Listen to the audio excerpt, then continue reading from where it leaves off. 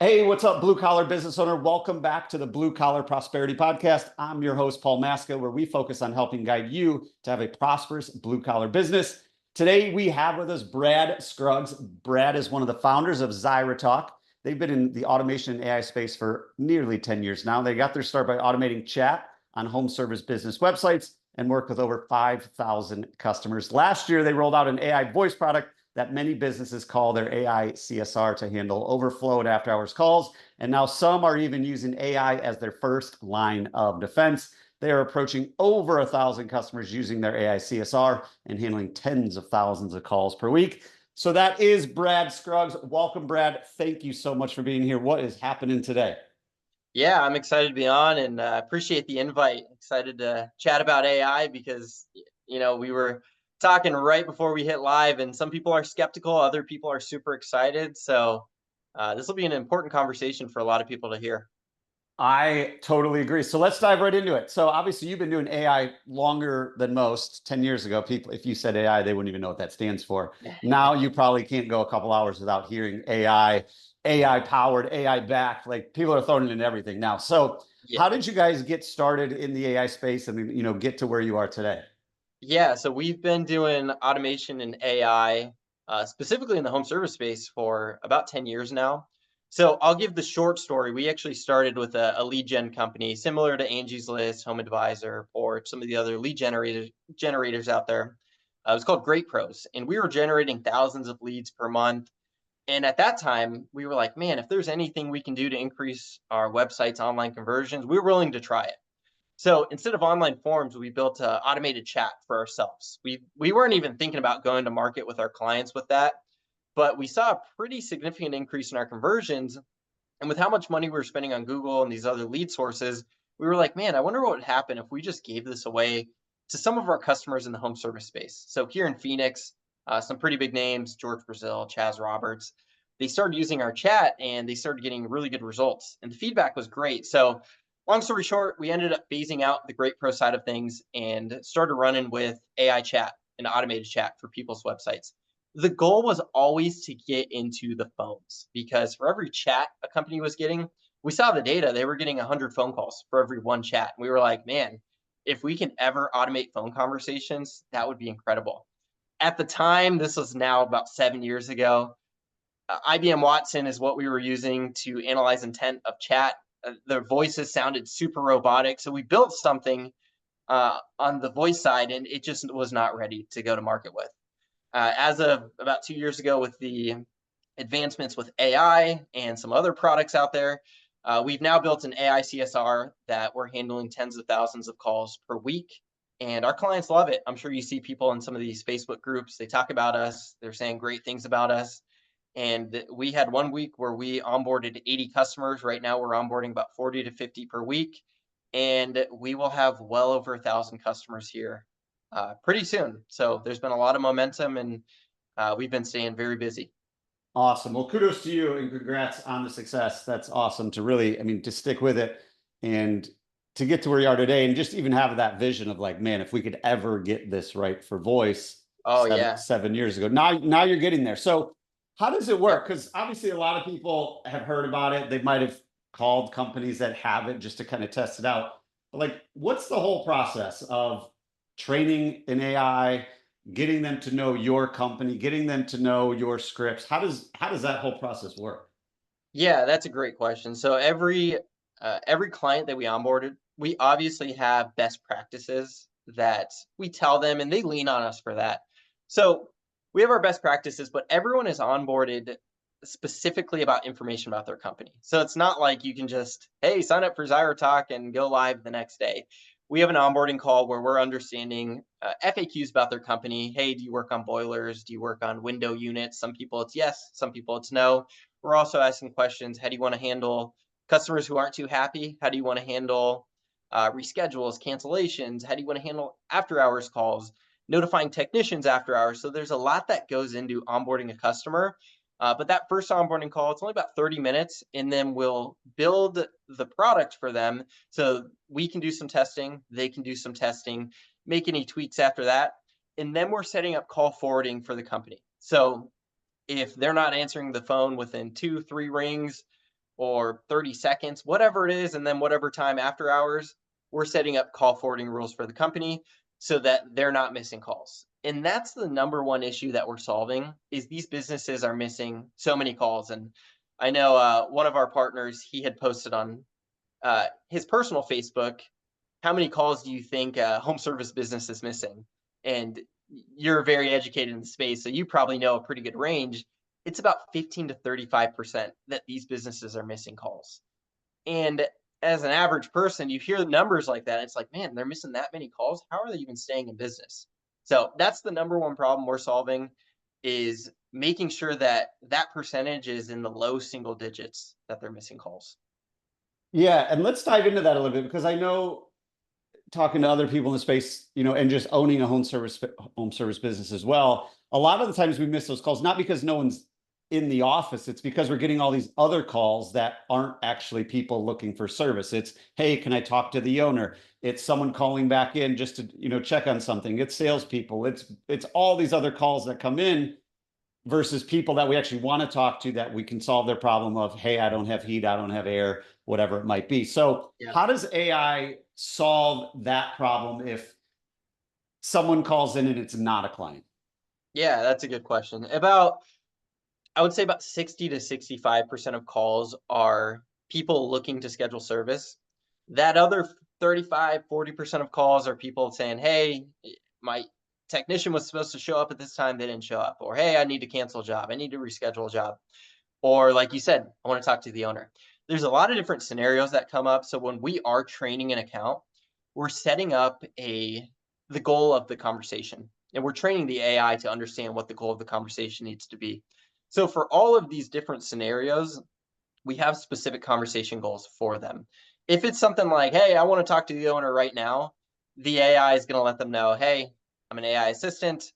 I'll take a message for the owner and have them call you back. Something like that. Maybe not exactly, but there's different scenarios for each call that can happen. Awesome. And then you mentioned that, they'll say, hey, I'm an AI assistant. What has been your either stats or, what have you guys seen?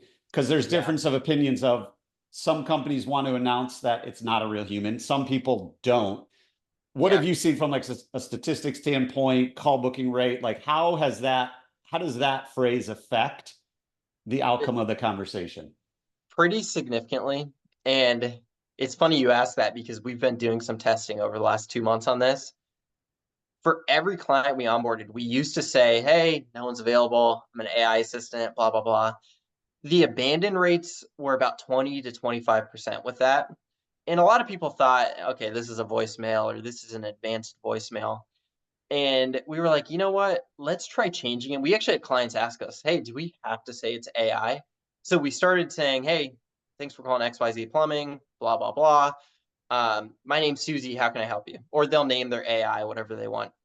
And the abandon rates are about 2 to 5% with that. And with that initial greeting of not saying it's AI, it gets the conversation going. And at about the second or third response, it will say, hey, I'm AI, or we're going to have a human review this call, but let's keep going. That has worked significantly better.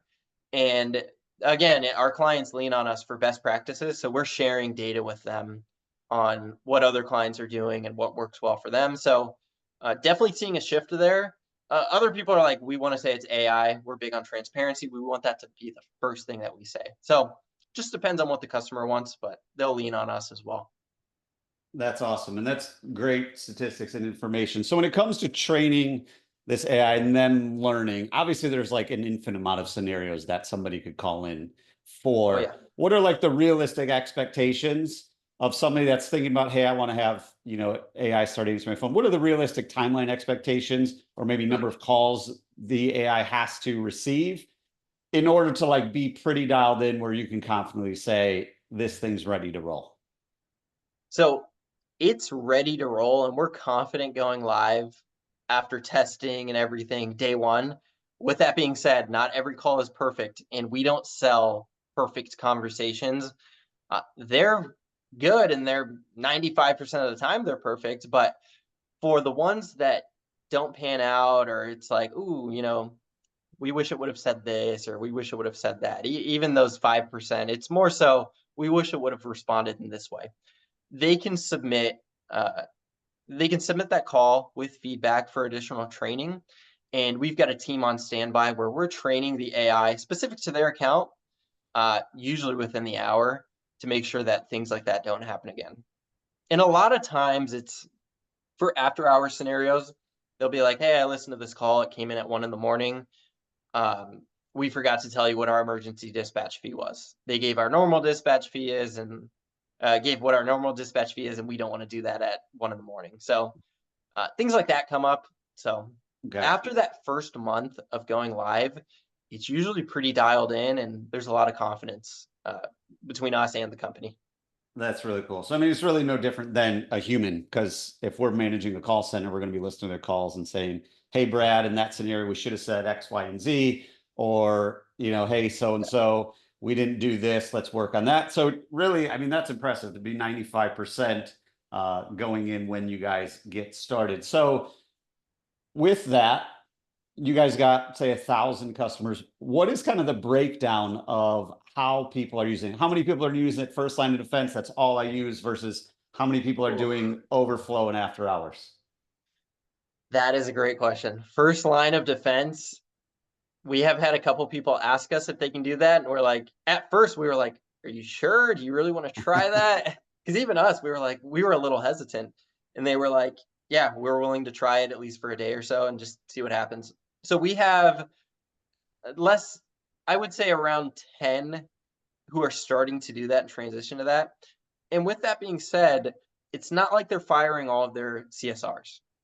So people worry about that. Is AI going to take all of these jobs? The answer is no. And I know you asked the percentage breakdown. It's a very low percentage of people who have it as the front line. Most people just use it for after hours and overflow. But we're not taking a bunch of jobs for the CSRs. I've actually talked to customers and they're retraining their CSRs saying, hey, don't rush through calls anymore, because when you get off the call and you don't get to certain ones, the AI is handling them. And now you have a queue of calls that the AI handled that you can reach back out to, make sure that they get on the schedule, make sure they were taken care of. So that's been interesting.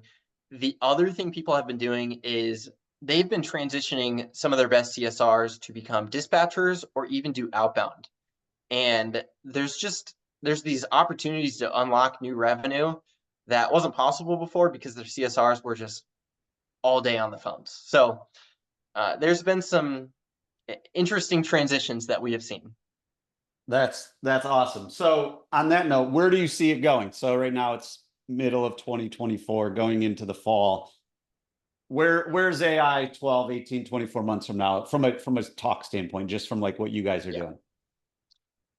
Well, I would say there's going to be a lot more adoption. A lot of people are transitioning away from their answering services because answering services, they have the problem of hiring a bunch of people during peak season. And then it's like, okay, we don't need all of these people during the shoulder seasons. So there's that ebb and flow of people.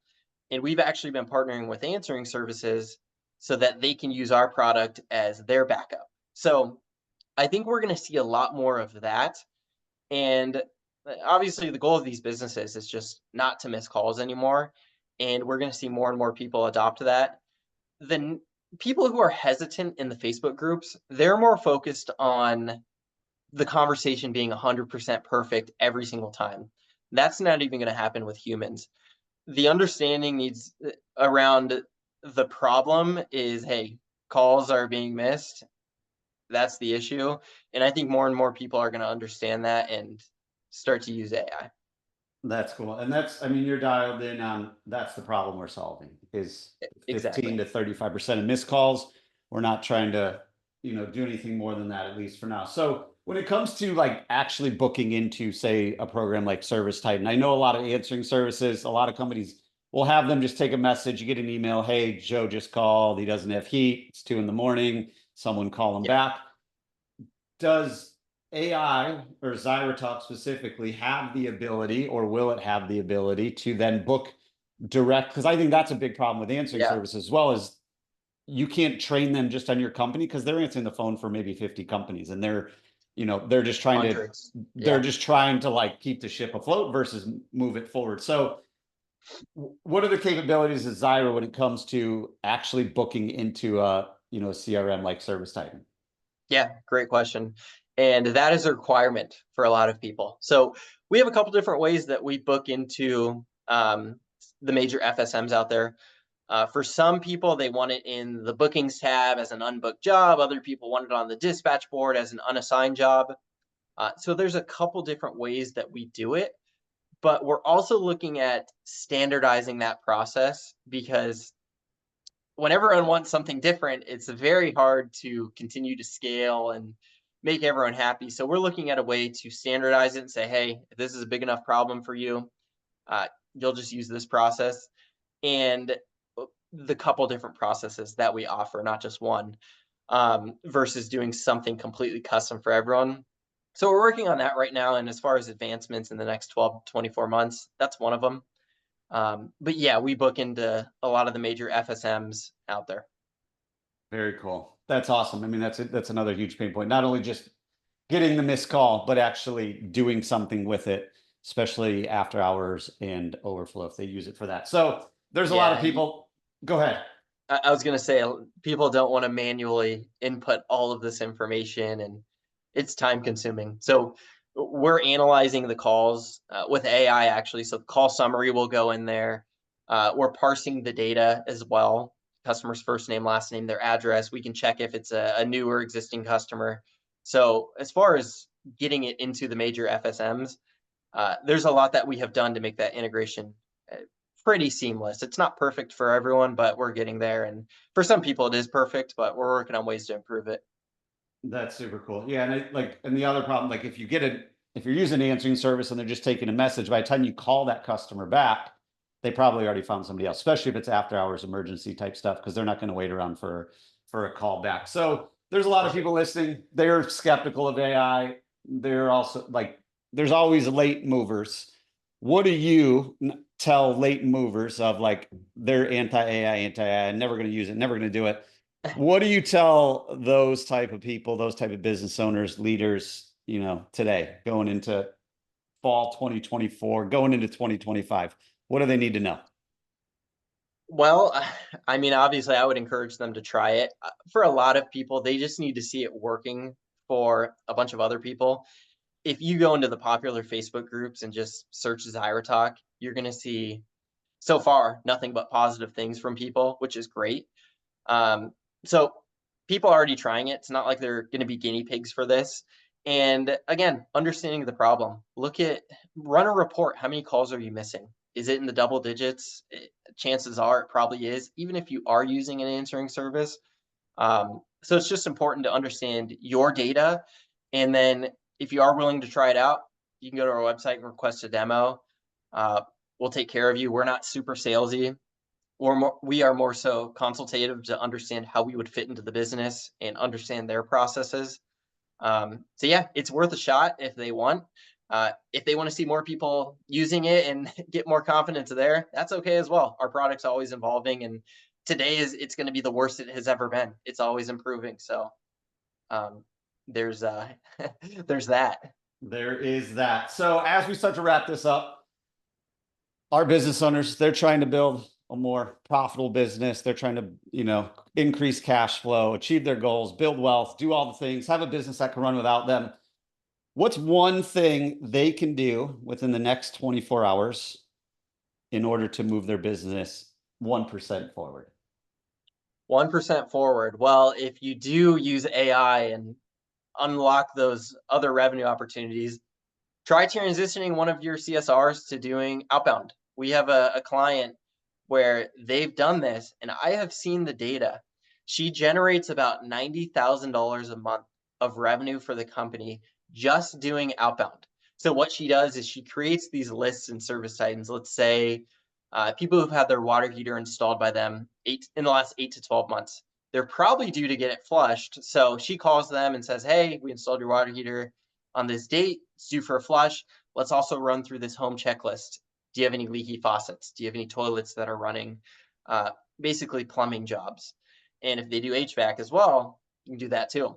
So there's a lot of revenue opportunities. You can free up your CSRs to do these different tasks. And when you talk about ways to generate more cash flow, that's definitely one of them off the top of my head. Great advice. Brad Scruggs, thank you so much for coming to the show, sharing your journey, and really providing a ton of insight and advice on the AI space, especially the voice space, for all the blue collar business owners out there as we continue on this journey to prosperity. Before we sign off, Brad, where can our listeners go to learn more, listen to demos? What's the best place to send them so they can get a little bit more familiar with AI voice and Zyra Talk? Yeah, ZyraTalk.com, ZYRA talk.com. You can request a demo on there. You can listen to some real calls.